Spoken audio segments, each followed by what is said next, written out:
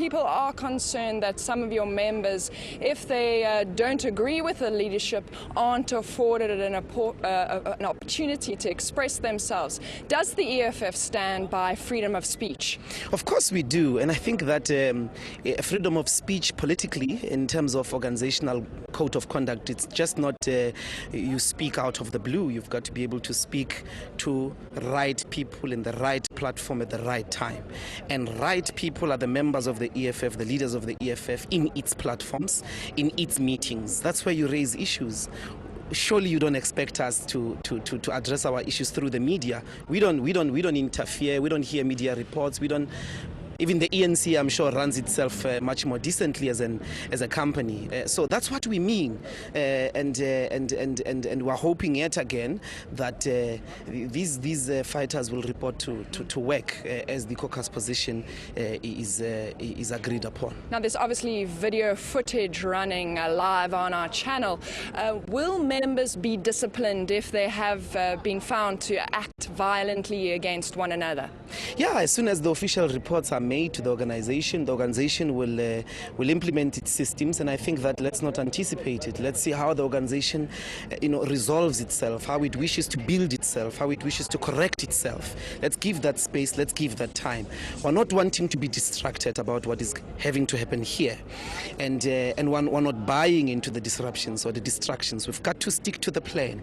We've got to stick to the much anticipated State of the Nation address that all South Africans are going to be glued on their TVs to see the president do the most decent thing, and that is respond to the question as to when is he going to pay back the money. But surely, I mean, people are glued to their televisions now watching what unfolded at that press conference. Is this something that the EFF is proud of what happened? Some are even saying that the EFF is headed like Cope, that it's going to implode from the inside. This is precisely, I think, the part of the plot, maybe, is to have the entire interview focused on this question. I'm sure that we have many news in South Africa. Let's pass on this question because I've answered it. When the organization has received official observations, when it has applied itself, it will come back, and I'm sure that you'll be officially communicated to as to what happens. Again, I emphasize, we're not running a spaza shop in the EFF. We don't respond haphazardly. People have got rights, the rights to be heard in disciplinary matters, and so everyone there seems to have been an EFF member. So we can't just on the pressure of your mic, which symbolically you are beating on my head, to immediately respond to these things. Let's give it time. The focus must be the State of the Nation address. Let's not get distracted. You and I work here in Cape Town. We know how important tonight is, and the enemy is doing everything in its power to make sure that we are distracted and we are wasting airtime. Are we going to talk about the State of the Nation? Yes, we are. I'm sorry my mic is assaulting you. Okay, well, let's talk to that. Your focus tonight is getting accountability from the President on eNCA. Are you not distracting from other serious things plaguing South Africa at the moment? That's an energy crisis, unemployment, the state of our criminal justice institutions. If you focus on one issue, are you not allowing ministers and other people in the executive to get away from accountability if you're just looking at President Jacob Zuma and you're just looking at eNCA? Look, we're facing difficult times in this country. We're facing a time of that is characterized by directionlessness and tradition of lies, tradition of empty promises, of empty speech. We're being mobilized here yet again to come and listen to verbosity, where a person blows a huge budget with gun salutes and MPs parading their small egos in front of cameras when the lives of our people are not changing. Why?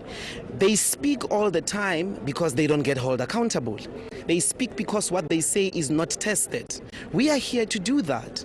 Before you go on, you've got a duty to respond to the tough questions of last year so that we are able to trust anything else that you're going to say from here on. You are unable to respond and explain public resources used in your backyard, but you want to tell us about the hospitals that are far away.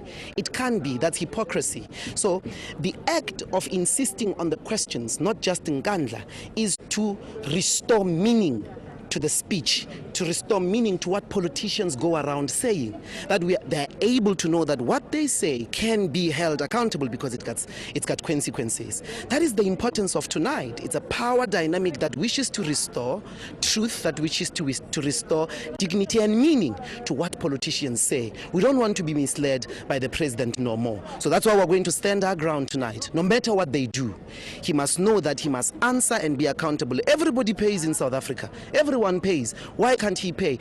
We've been patient with reports after report that he has unduly benefited the spaza shop, the cattle kraal, all of them. Those are personal benefits. They've got nothing to do with security. He must pay back the money. We want an acknowledgement in the parliament today that he's going to pay back the money. Quickly, lastly, you said you had some information about the MO for possibly removing your members tonight if you disrupt the president. Yes, there is a plan that we have reliably learned from reliable sources that they plan when you rise and call a point of order. They've trained public order police and riots police that as soon as, if I rise and say I'd like to rise on a point of order which is well within the rules, the speaker will order me to sit down. And if I'm saying that but I'm calling a point of order, she'll do it 3 times, and then the police will come in, take me physically into a dungeon tunnel right beneath this building that leads to Hayes, so that yourselves as the media and the rest of the public who want us to be here don't know what happens to us. All in the name of protecting one individual whose speeches are empty, who never says anything, who never sticks to anything he says. He was in Malamulele, he said, you're going to get a municipality. It's not there. So that's what they're planning to do. They're planning to violate the constitution by denying members of parliament and arresting them within the house.